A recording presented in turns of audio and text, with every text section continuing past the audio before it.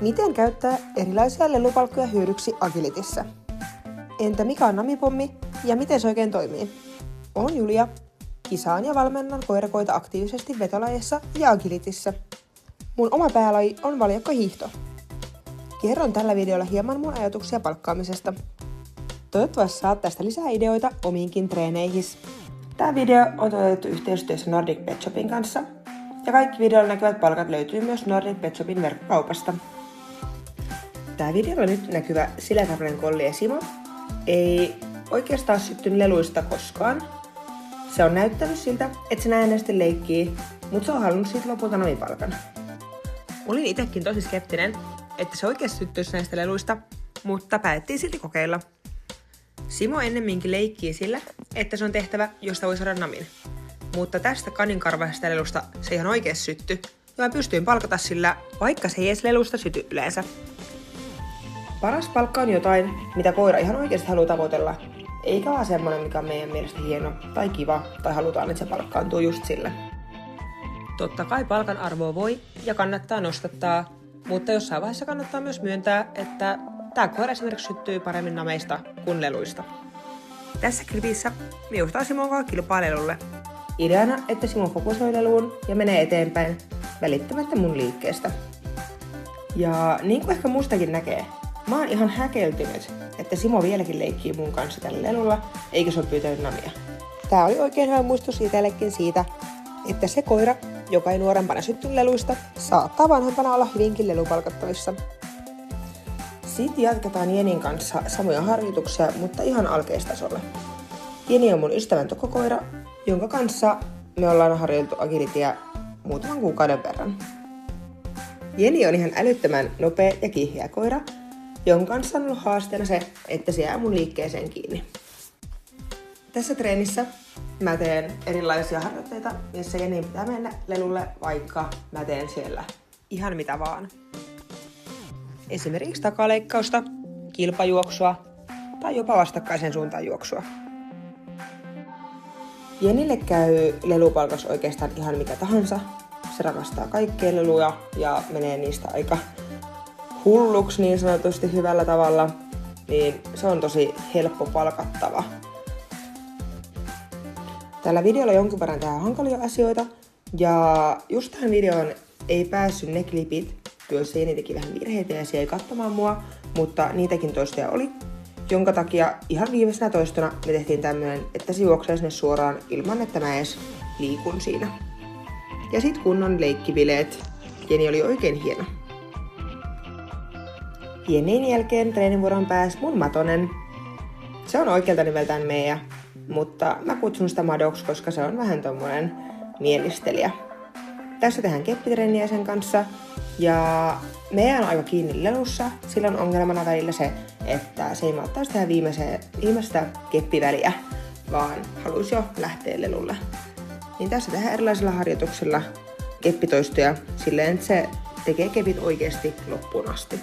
Tässä aika alussa meidän treenejä oli pätkä, jossa Meija tekee virheen. Se ei vaan malta kepittää loppuun asti ja koittaa kadata lelulle. Niin otetaan palkka pois eestä. Ja sitten tehdään vaan perään uusi toisto.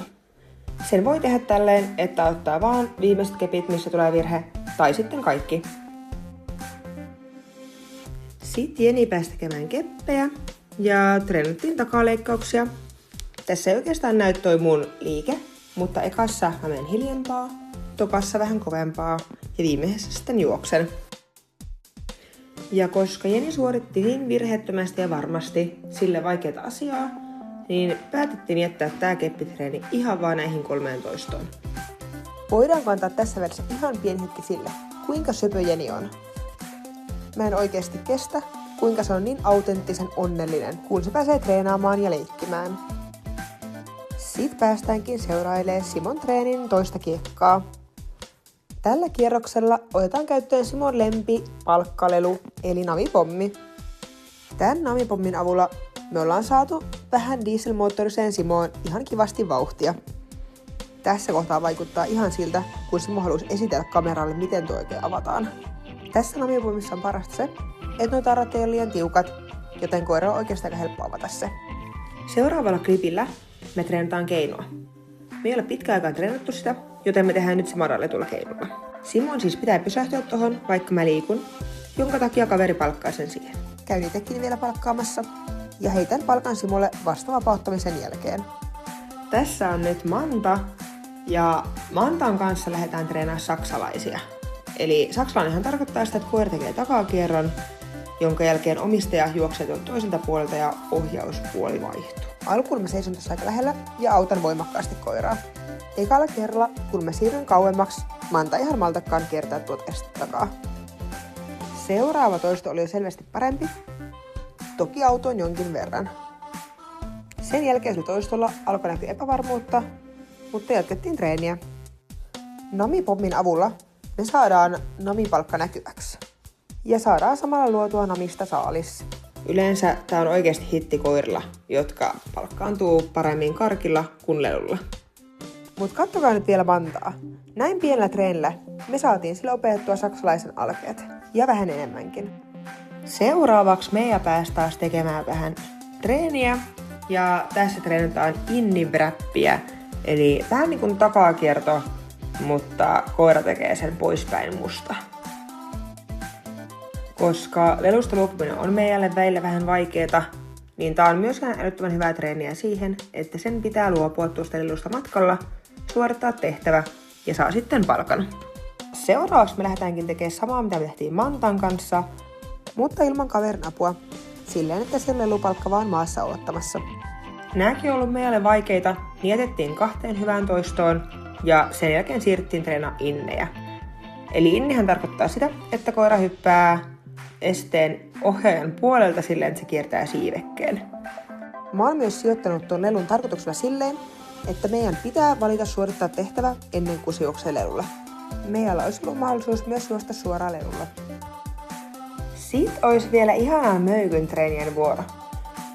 Möykky tykkää juosta ohjaajan lähellä, jonka takia lähdettiin katsomaan sitä, että se kykenisi suorittaa kauempanakin ohjaajasta. Tässä on muuten käytössä se sama kaninkarvalelu, josta alussa Simokin innostui. Tää lelu menee niin jatkoon.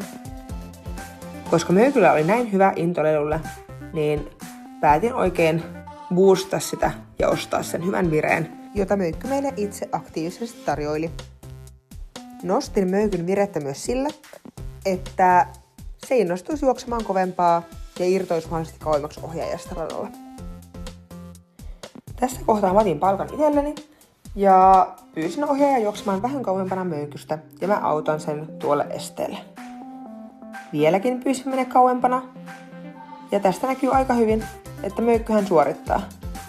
Koska Möykky teki niin hyvällä vireellä ja innolla, niin päätin, että treenit siihen. Mä pyrin aina luomaan koirille sellaisen fiiliksen treenin loputtua, että se ei millään malttaisi lopettaa treenaamista. Kiitos kun katsoit videon tänne asti ja otahan meidät seurantaa Instagramissa ja Facebookissa.